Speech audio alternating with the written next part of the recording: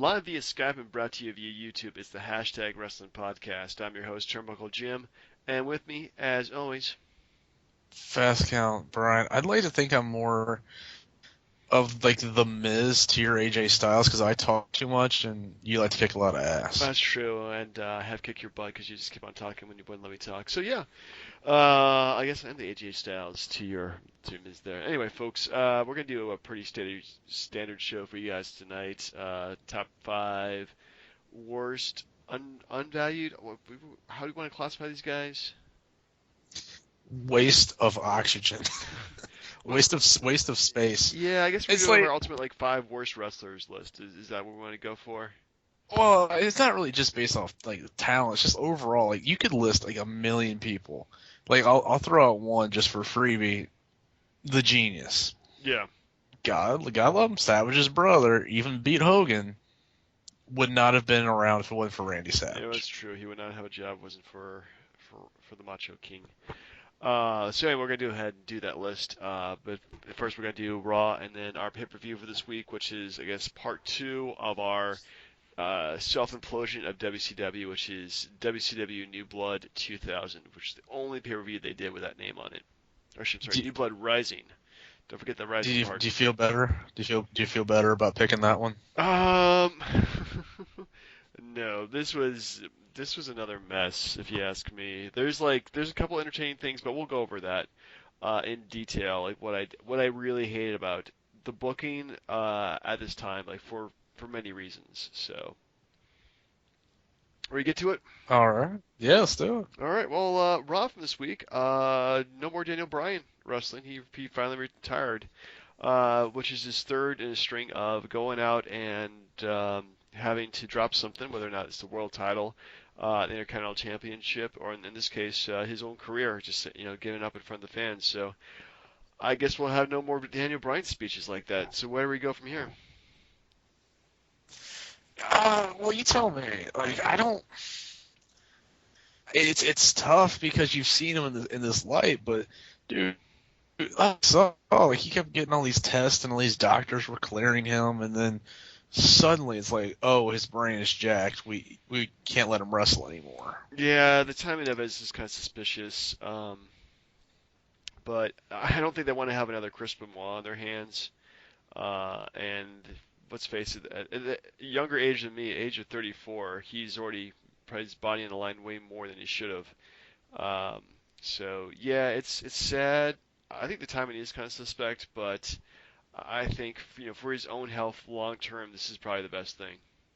Well, everything I ever read about this whole situation came down to everyone saying the McMahons were evil and that they were keeping Daniel Bryan down and that they didn't want him to overshadow Roman Reigns. And now you see what came out from this last exam he had. Like, maybe they're not the assholes they were. Yeah, I mean apparently he had like seizures in his last match and scary stuff like that. So yeah, I mean really, I mean professional wrestling is fun, but it's not worth losing your body to it. True. So how long has he gone for? He comes back to NXT, at least as a head trainer or something. I don't know. I mean, I kind of wonder like what position they're going to give him next. I mean, because he's definitely going to have a long term role with the company. I'm hoping for many years. So uh, maybe he'll show up on camera every like once in a while, but I kind of feel like his active position. We've seen him every week. Well, actually, we haven't seen him in like a year, pretty much at this point. But I really don't see him coming back to being an active part of the story anymore. I could.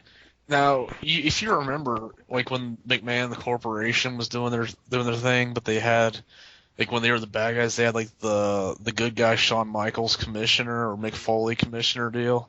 You could easily have a Daniel Bryan that's put in place to like counteract whatever the authorities trying to do, or just be that thorn in their backside kind of deal. True. I mean, they can definitely have that kind of role. So maybe that might be one possibility for him. So hopefully, whatever they put him on, he definitely shines. Or at the very least, they'll give him a WWE Network show. Yeah, hunting with Daniel. Oh, what does he do? Does he? He's like a vegetarian, isn't he?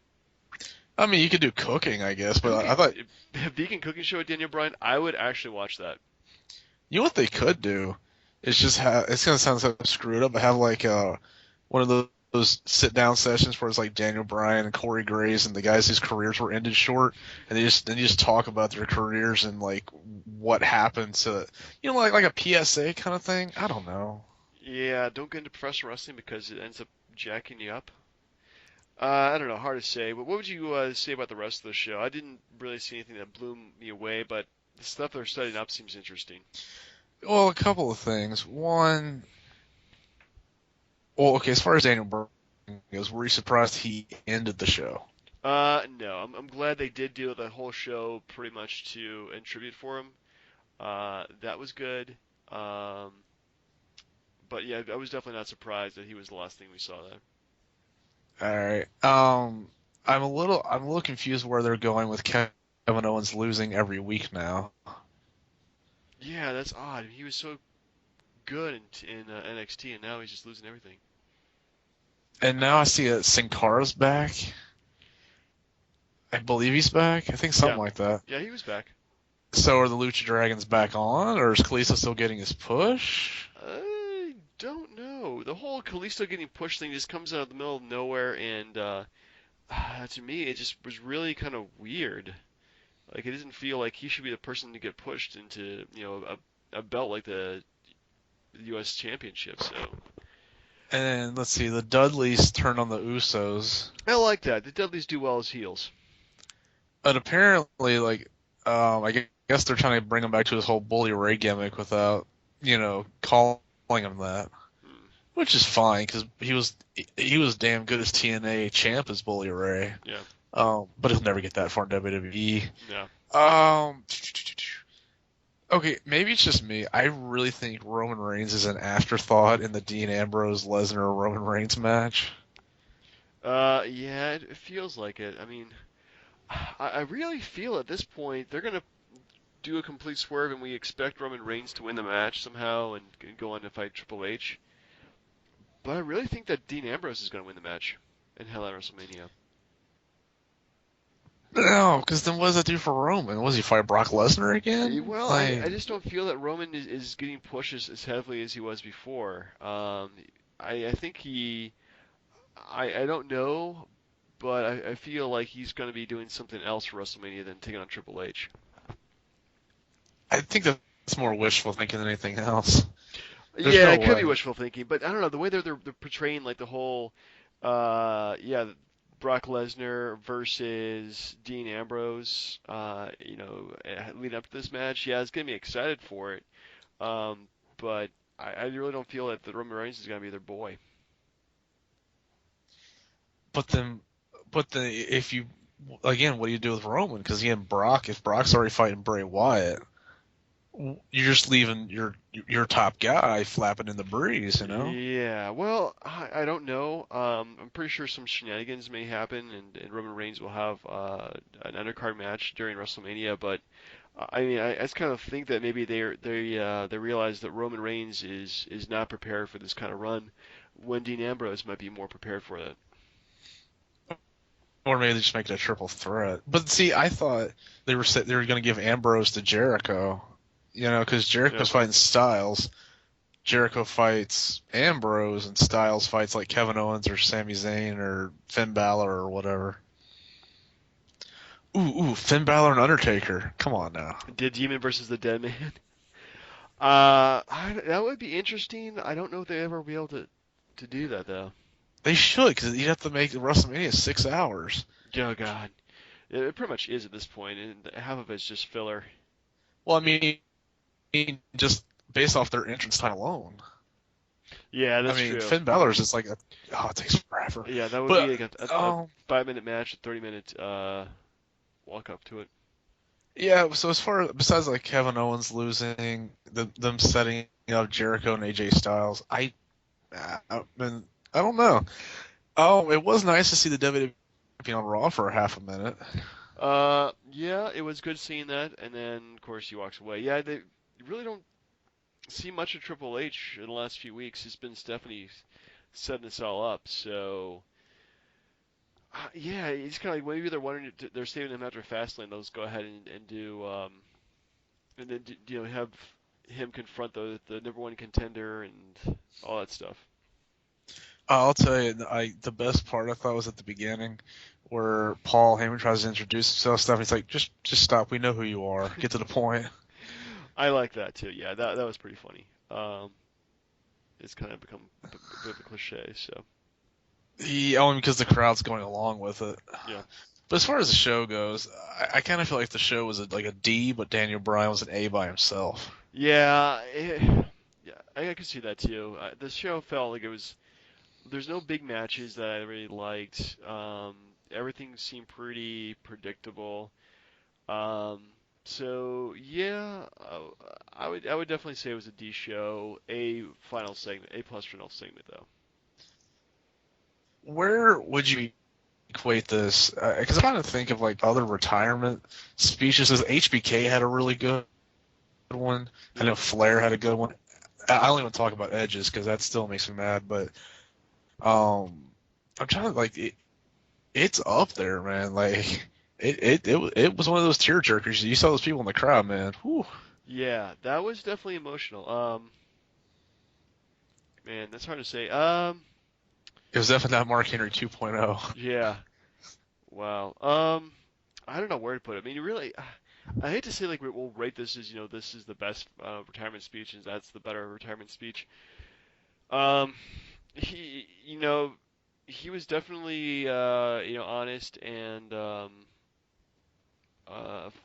pretty upfront about what was going on. So yeah, I would say like it was an A plus retirement speech for him, and I'm glad that he was able to do that one last time. So he finally graduated from being a B plus player to an A plus speech. Yeah. I like it. But I mean, real quick, like, what is his legacy in the business there? Wow.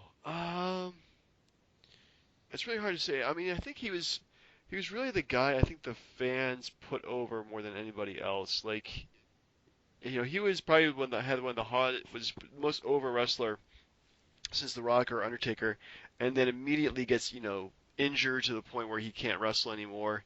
Um, so I just kind of feel it's like he, this is the guy who made it to the top, and never really had a chance. Well, never really had a chance to stay there for very long, but nobody really knocked him down either. Um, so yeah, it was kind of defining his legacy. I think it's gonna be hard to do. We'll have to see it years later. Unfortunately, I didn't see a lot of his earlier stuff when he was coming in with NXT, and then did the whole Team Hell No with Kane and whatnot. So, but yeah, I mean, I think he's definitely gonna have a Hall of Fame entry sooner than later. Yeah, he's the only person I ever saw who's pushed to the top. You couldn't really tell if it was real or not. Like, Yeah. like everyone was like thought everyone was on board thinking the authority was keeping him down because they didn't want him to main event, which made the fans push him even harder. But was the plan to make him champion all along, or did the fans really have that influence? The way they booked it, you think they would kind of almost have that in mind, but the way they also were kind of booking it too, with Batista being the number one contender, winning the Royal Rumble. Yeah, you gotta like wonder if they actually had like a plan in mind to get him over with the fans that way. Um, because man, he was when he won the belt, he was red hot, and the fans were just eating his stuff up. So it's kind of hard to say. Maybe the truth will come out years later, but I rather see it as the guy that the fans were the one reason why he was on top. So I'll say this much though: he's the only person I've seen whose chants and gimmicks were ripped off by so many other people. Like you saw, like his wife does it. yep. His freaking like Big Show was doing to get cheap pops. Like people were ripping him off left and right. Well, it's such an easy thing to rip off too. It's not like it's give me a hell yeah or do you smell what the rock's cooking or anything like that. I mean, it's pretty generic. So I think You, the chants are gonna probably stay in there for quite a while. you know what's the worst? Just super fast. What is the worst chant of all time? Do you know The it? worst chant of all time. I think you know it. You have to know it. The wrestling crowds chanting "We are awesome." Well, no. Well, I don't like that they say this is awesome every freaking match. Like it's like Yeah. they don't really know what awesome is. But no, it's the stupid Steve Austin what chant. Yeah. Oh my goodness. The chant will never go away. It's the zombie chant. It's just never gonna die. It's just gonna stay around forever. Oh my It's goodness, like, I I want hate a that chant. beer. What? What? I want a hot dog. What? Bratwurst. You know? Yeah, it's just like anytime somebody says something in the ring, it's just the fans. What? What? Oh man, I wish they would Speaking find of people. speaking of what, which is very confusing. Hmm. Now you, sir, picked New Blood Rising 2000 as the retro as far as the I continuing did. of why WCW sucks. I have the listing in front of me because you picked it. I figured you'd like to talk about it more than Sure. I would. Let's go ahead and go Um, through it. well, sir, we have the greatest tag team of all time, according to Tank Abbott, 3 count, which, oh my God, so the Hurricanes in there, Yeah. and they defeated the Young Dragons of Kaz Hayashi, Jamie San, and Young Yang at 11:32. Wow. In a ladder match, no less. Yes, sir. For a recording contract and a gold record, it was really okay. Let's lay out why this match was kind of bad. Um, I really hadn't watched any. Oh, I didn't watch any Nitros coming into this, so I didn't know what their whole like beef was with each other. But apparently there's two things on hanging from the ceiling that you had to get on ladders. One's recording contract, one's a gold record. Do you win the match if you get both of them, one before the other one? I didn't get that. I mean, they did a bad job explaining that to the fans.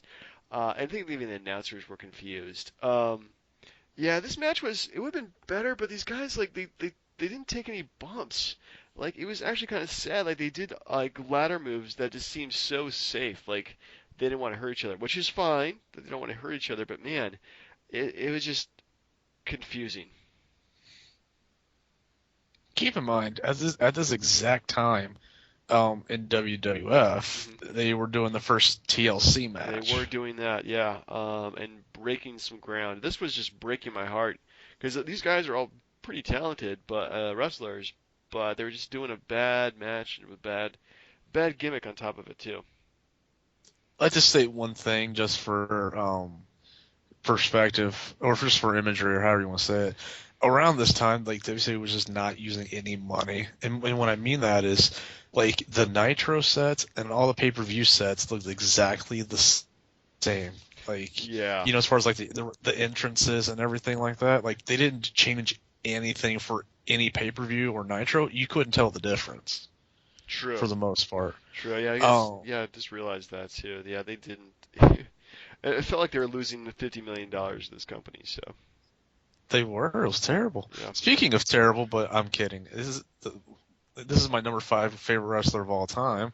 The commissioner, Ernest the Cat Miller, beat the Great Muta at 6 minutes and 47 seconds. Yeah, I didn't get this either. Like Tigress like runs in, helps out Ernest Miller because he made a deal with the Filthy Young Animals to uh, be the referees and during the tag team match. And um, yeah, it just felt like a standard match. It was really nothing special about it. Yeah, well, I mean, especially because Ernest the Cat Miller is the greatest 3-time world karate champion of all time. Um, his gimmick was ridiculous, and I hated the Cisco haircut he had. But what are you gonna do? Um, Now this next match, which is actually 2 seconds less in time than the Ernest Miller match, Buff Bagwell beats Canyon in a Judy Bagwell on a forklift match. God, wow. Okay, yeah. How about that? Yeah, how about that indeed? I can't even describe what this match was about because I mean, again, we would have to watch the Nitro uh, coming up to it. But having the other person's mom tied to a forklift, um, man, it's a dumb idea, dumb execution. The match itself wasn't too offensive, but man, it was just like WCW had literally ran out of ideas, or Vince Russo literally ran out of ideas, and was just like putting your mom uh, at the end of everything. Well, if I'm not mistaken, didn't he come out, Canyon coming out looking like DDP trying to rip his gimmick off? Yeah, yeah, he Oh, did do that. and another thing, which is actually a serious note, like they weren't originally going to put her on a pallet, but they were going to put her in some kind of different apparatus, but she was like actually too damn heavy, so that's why they used a pallet and put her on a forklift because Wow, that was the only thing that would work. that is incredibly Yeah, terrible. and but Buff Bagwell beats the innovator of offense, Canyon, at 6:45. Now here we go. Let's see. Chronic, the tag champs, beat the Perfect Event of Stasiak and Palumbo. They beat O'Hare and Jindrak, which they all ended up becoming the prime time players together or something like that, Yeah. or the Natural Born Thrillers. That's what it is. And then the Misfits in Action of Corporal Cajun and General Erection. For the tag team titles, also, let's see, Disco was out there. Tigress and Rey Mysterio were special guest referees, and the match went 12 minutes 22 seconds. Yeah, this is 12 minutes and 22 seconds of my life I wish I got back because it's um again, I didn't understand what the heck was going on. Like, I mean, I didn't understand a four corners tag team match, but there people were jumping in and out, and I think at this point WCW was just like screw having rules, everything goes. So let's not even like, give a care about it. Let's just have Chronic win somehow. Hmm. Things like a lot of these guys, some of these guys, I should say, were pretty talented, but man, it was just a match that stunk up the place. A lot of those guys didn't get a fair shake. I always thought Stasiak was better than he was made out to be. Oh yeah. The meat gimmick damn near ruined him. Hmm. I think it did. But I mean, as far as the match goes, I thought it was okay, but it's just way too many people for me. Yeah, Just yeah, the whole yeah, eight guys in the match is pretty gets pretty involved. well, here comes another feud: Billy Kidman versus Shane Douglas with Tori Wilson in a strap match, where Um, Billy Kidman wins at 8:22.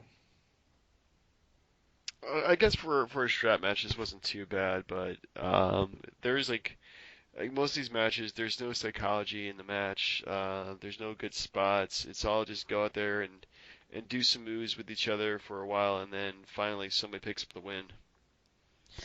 I think in the next pay-per-view after this, or it's either pay-per-view, the next one after, maybe it's like Halloween Havoc or Fall Brawl, one of the two. It's like Kidman and Medusa. It's against Tori Wilson and Shane, like a scaffolding match. Flipping ridiculous. It's even worse than this pay-per-view. I'm sure it is. Yeah, yep, they were in a scuffle match. The next pay-per-view.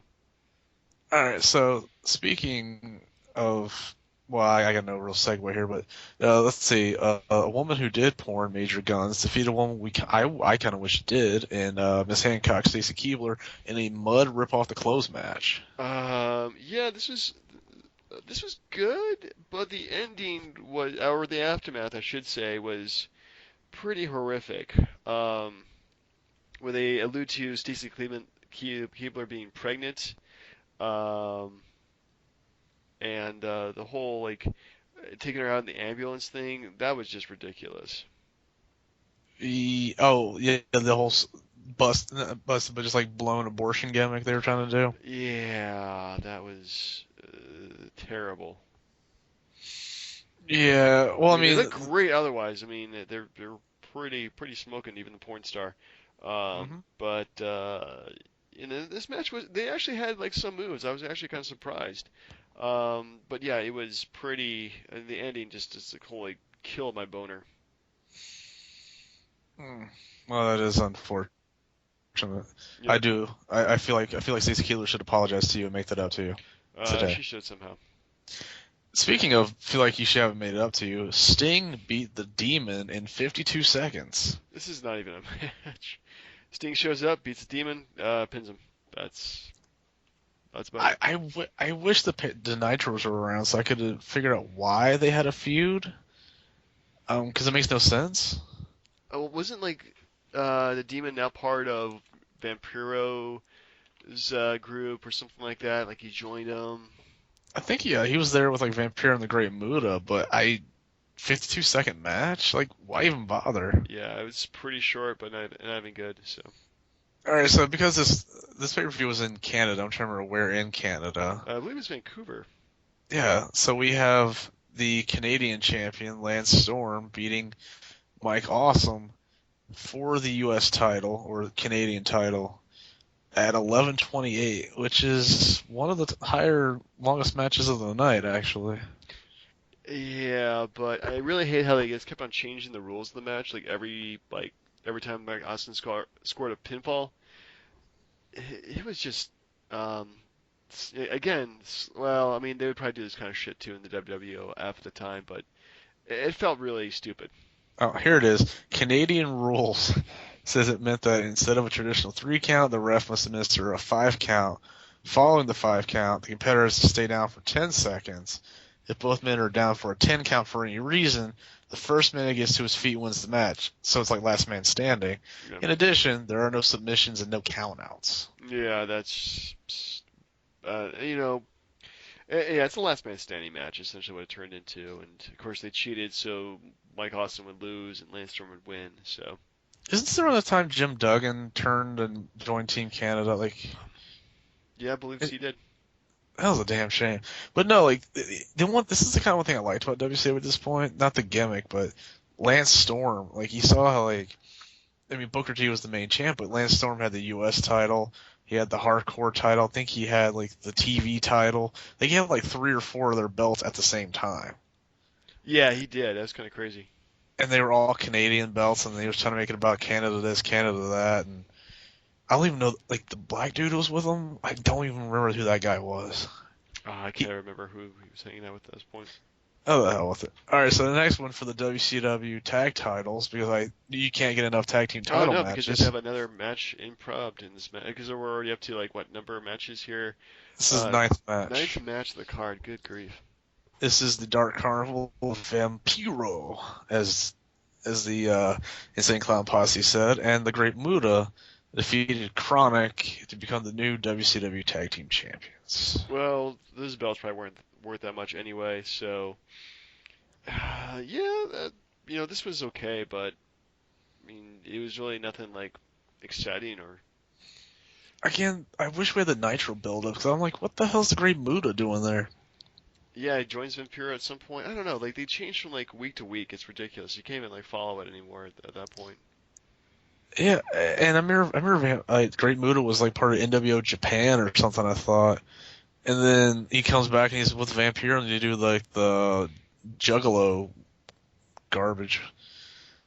But speaking of garbage, Kevin Nash defeated Goldberg and Scott Steiner in a triple threat match, which apparently it says here, Goldberg did not show up to the middle of the match, and then in a work shoot walks out of the match because he refused to take Kevin Nash's power bomb. Yeah, this is one thing I really hated about this time of in wrestling is that they do all this work shoot crap where meaning that they would pretend it's real, but it's not just something that they made up. The show is still going, like a Stevie C. Keibler's pregnancy thing, or Hulk Hogan, get using his what was it, creative control. Yep. Yeah, it was just that kind of crap. That was just like, well, obviously it's made up. I mean, they wouldn't be doing this kind of stuff. I honestly don't know what they're going for besides maybe some shock value. And believe me, nobody was surprised or shocked at this kind of crap. Yeah, but I mean, it doesn't really count as a loss for Goldberg, I don't think. No, because he wasn't pinned or anything like that. So, Yeah, and I think we've gone over this before, but do you know all the people who have beaten Goldberg? I think I've guessed all of them. Okay. Well, 2 of them are in this match, so there goes that. And now we get to the main events. They're the longest match of the night. Don't hate the player, though hate the game. Booker T beats Jeff Jarrett in a singles match at 14 minutes and 54 seconds. Yeah. with the whole Booker T's knee gets hurt by Jeff Jarrett, and he still wrestles on it anyway. That doesn't even sell the injury half the time.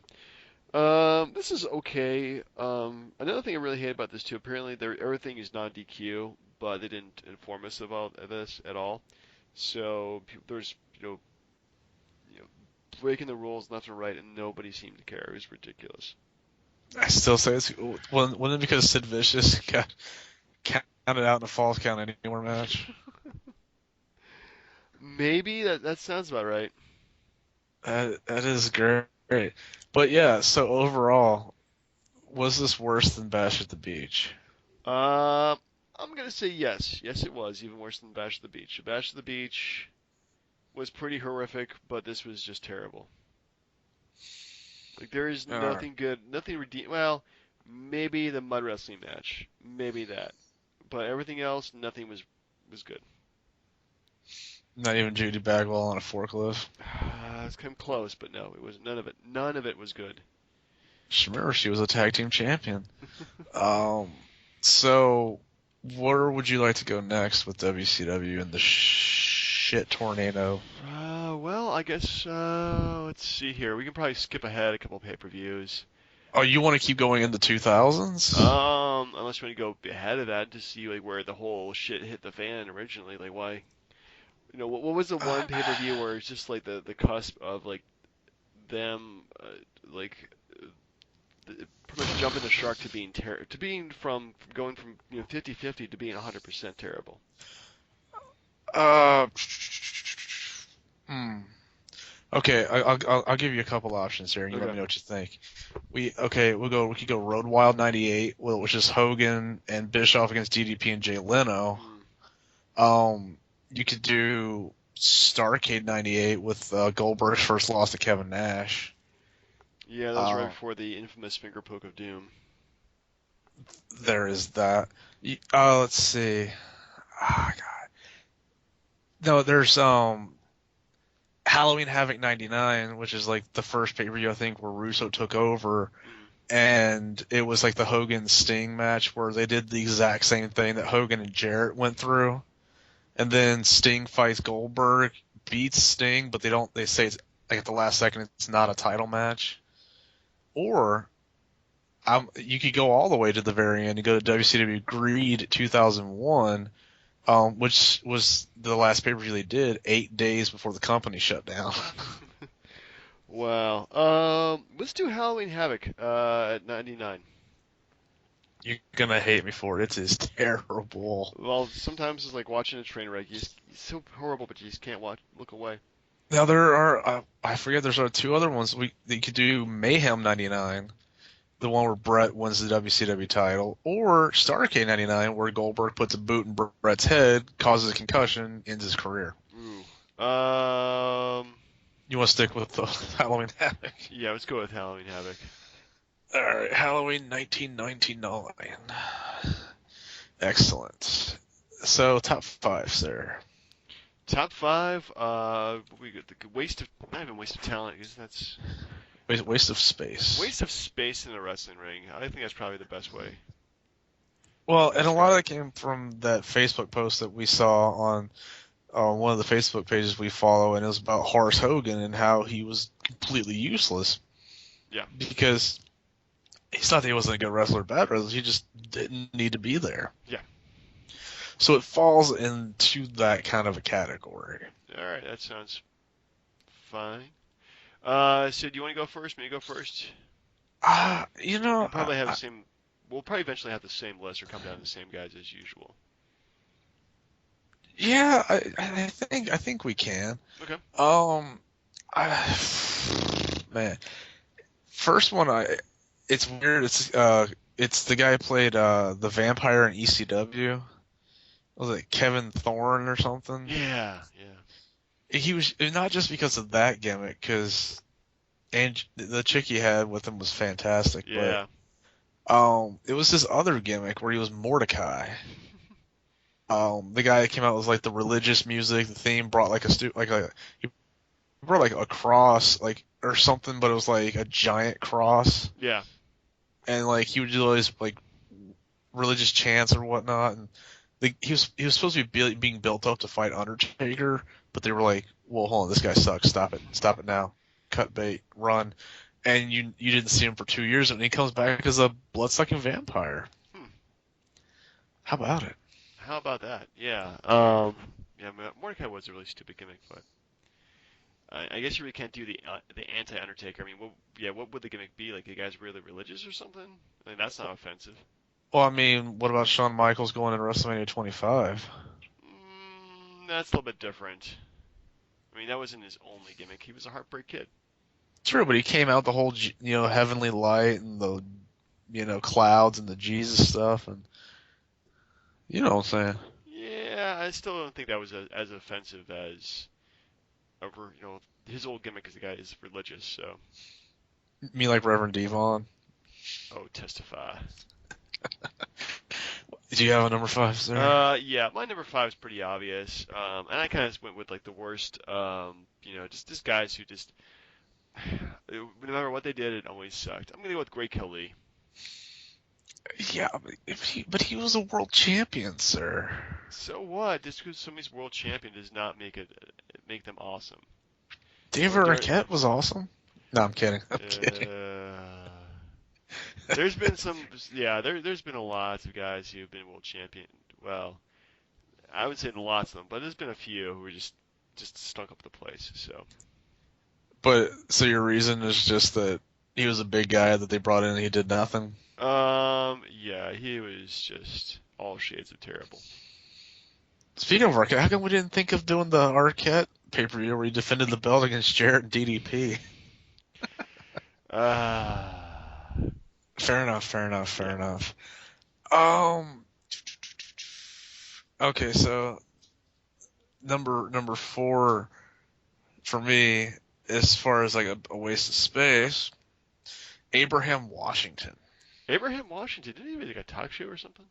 He did. He was on. He was coming into ECW. Hmm. Um, and then he did very well. And then he came over to Raw. I think he was. I don't want to say he was managing the Usos, but he was managing. I think he was managing the Usos or the Primetime Players. He was managing the Primetime Players. And then he had some like he used to like shout like stuff while at ringside. He had like a live mic on, and I think he said something offensive about Obama or somebody. And the next thing, no, he made a Kobe Bryant rape joke Ooh, when they were in Colorado. yeah. And the next thing you know, gone, just gone. Like he talked okay, couldn't wrestle, opened his mouth, gone. Wow. That's just ridiculous. Anyway, my number four, kind of, well, he couldn't even talk. He couldn't wrestle. He looked pretty good in the movies he's been in. But that's Kurgan. Oh, you didn't like him? Uh, like when he first came in and he had Cyrus as his manager or whatever Yeah. it was. No, the whole thing. He was just so stiff in the ring. No matter if he was with the Truth Commission or if he was in the what would they call the oddities. Yeah. Yeah, that whole his whole shtick was just he's just a big dude who just couldn't move at all. Indeed. And it was a shame, like because you felt bad for him when he was in the oddities. You're like, yeah, he's a big guy wearing a helmet. What are you gonna do? Yeah, that's true. They all seemed a little special in that group, didn't they? Yes. Trying to think of another one here. Oh yeah. Snitsky. Wow, Gene Snitsky. Didn't he not do it? It was not his fault, Mm, but he had the best scene of all time when he punted that fake baby into the crowd from the entrance ramp. Granted, he was talking about Lita having a miscarriage, but he still punted a fake baby doll into the crowd. yeah, because that's not offensive at all. No, no, Nope. no, My no. goodness, how many stuff in wrestling involves dead babies? Or dead cheerleaders. Ah, we just ban death as it is completely from wrestling. Or blowing up McMahon in a limo. Yeah, fortunately, that was like one of the few things they actually like went back and said didn't actually happened Yeah, indeed. because it was a really poor choice. Yep. Anyway, my number three, I actually kind of feel sorry for this guy because, I mean, obviously his dad is probably the greatest wrestler of all time, if not one of the greatest wrestlers of all time. Really forced into the spotlight without any training or preparation. But David Flair. Mm, yeah. Uh, I mean, good lord, dude. Like the last like 2 or 3 years of WCW was just like the worst for Ric Flair, and having his kid there had to be horrible. I mean, you want to spend time with the kid, but but to Does be not make fair, things interesting. Yeah, does not help him out at all. he probably got with Tori Wilson and Stacy Keibler. I don't feel bad for the guy at all. Yeah, if you put it that way, no. No, I do not. I mean, he was dating Stacy Keibler right after her Nitro Girl days. Yeah. Yeah. Yeah. Don't feel bad for him now. Not at all. Let's see. Trying to think of like another one that's like kind of around that same thing. Oh yeah. Okay. Simon Dean. You like the Simon system? No, it was completely ridiculous. Like he came out on a Segway wearing like powder blues or whatever, and then would just like do like squats and push-ups and wouldn't even get in the ring until he was properly warmed up. Yeah. You're like, just no, just stop. Like he went from like a wrestler to a manager to being back in the BWO in a year. Hmm. Well, at least he stays active. Yes. Well, my number two, I think we typed this guy quite a bit. He really did not bring anything to the table, wrestling wise, talking wise. The only reason he was out there because he was a friend of Hogan. That's Brutus Beefcake, Well, there you aka Ed go. Leslie. Yeah, just really no redeeming qualities at all. Wait, AKA AKA a thousand different things. the disciple, the Booty Man. Everything else that was horrible under the sun. Yeah. Yeah, no, he sucked pretty bad. He was God, he was just terrible. Um, as far as number one goes, I think I kind of screwed my list up because there's a lot of people that just didn't deserve time or space Yeah, I or. mean, if you did like a list of like the worst of the, this guys that just really sucked. I mean, we'd be here all night. So honestly, I can't really go any worse than Buff Bagwell. Wow, really? Well, what one thing did he ever do that was worth a damn? Like his whole American males thing was just him being like a freaking Chippendale, like he was like a male stripper before he even got into wrestling. And then like anytime he was a tag champ, like with like Too Cold Scorpio made him look better, Patriot made him look better, and then all he did in the NWO was just flex and hang around with Scott Steiner. Like he did nothing. Like, and then what? He had a failed singles push, and then he got fired for having his mom call Jim Ross saying he was sick. Like, waste of space. Buff Bagwell was just a piece of crap. Wow. So would you say that he was a reason why WCW failed completely when it started in WWE or WWF at the time? No, that was a damn conspiracy. Like, okay, you had Booker T and Buff in a WCW title match on Raw in like Tacoma, Washington, Yeah. but the very next week they were in Atlanta. Mhm. So why wouldn't you just do it in Atlanta instead of Washington? I don't have an answer for you there, buddy. See, that's like doing Daniel Bryan's retirement in Nigeria or something. Makes no damn sense whatsoever. Yeah, I think he knows Nigerian princes or anything, something like that. All I know is like, because I actually, you reminded me, because I flipped through Booker T's book a little bit today, and he was like, yeah, it was a conspiracy to make WCW look bad. And it was. Hmm. Interesting. Well, my number one, we've already kind of talked about on the show earlier. It might be a little bit controversial with you, but I'm going with Brian Adams, aka Crush. Ah, more so than like the Genius, or I I agree because he's had a lot of failed gimmicks, a lot. like from what Demolition to like the Hawaiian to with Mr. Fuji, and he was part of the Nation, and then he was at the NWO, and then he was the Chronic. Like, I'll give him credit. The dude went from gimmick to gimmick and kept getting work. Yeah, well, he's a big dude who can. He looks okay, but man, he just like just couldn't wrestle if you ask me. But who had worse gimmicks, him or Beefcake? Ooh, the Booty Man was probably the worst. Of the worst. Oh, with his high knee as his finishing move. Yeah. Indeed. So as far as next, well, okay. Shoot, you know how we picked the retro, but did you want to do those Daniel Bryan matches or no? Oh, we should probably do the Daniel Bryan. Just do the whole show's Daniel Bryan tribute show then. Yeah, it's like because we put out matches just to give people an idea what it is. Like I tried to pick matches that basically kind of highlight his entire career in WWE. Because they don't have his NXT stuff on there, so you can't watch his like Jericho or Miz matches or anything like that. But like when the matches I picked, I think it was like this Team Hell No match at WrestleMania against Biggie and Ziggler. When he won Money in the Bank.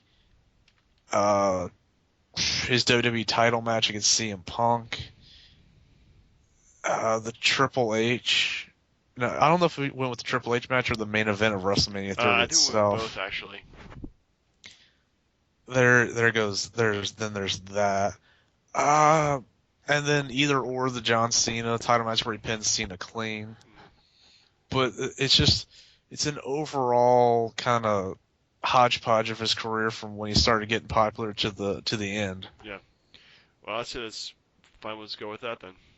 All right, and one last thing, because I don't think we talked about it earlier, but what do you think about Titus O'Neil? There's got to be something else going on because you don't. Yeah, you get suspended for 90 days just for touching Vince McMahon. So there has to have been some other stuff going on besides that. For those who don't know, he got suspended for 90. I guess they knocked it down to 60 because he grabbed McMahon during the Daniel Bryan retirement speech thing, and they said it was because the wrestlers were just, borderline and they weren't going by the rules. Like, there's no way. I'm thinking he popped hot for some kind of like PEDs, but because he's so popular in the communities, they didn't want to screw that. So like, you do this, we'll suspend you for 60, 90 days. You come on back, no one will know the difference. That could be the reason, but And what else could it be? Like, if he really got suspended for playfully grabbing McMahon, I would quit. But the fact that he isn't quitting shows that there's something else to it. Like, and besides, they just admitted that they were going to like break him up from Darren Young and give him a big singles push. But then you suspend him for something that was just stupid like that? yeah, I don't know. There's something else going on there. They're racist. They've been racist for years. He'll come back as like a jive soul bro with like chicken or something. As long as he doesn't eat the watermelons. Yeah, that's right. That's the Doctor style slick. All right. All right then. Well, then I guess for the hashtag wrestling podcast, I've been Turnbuckle Jim.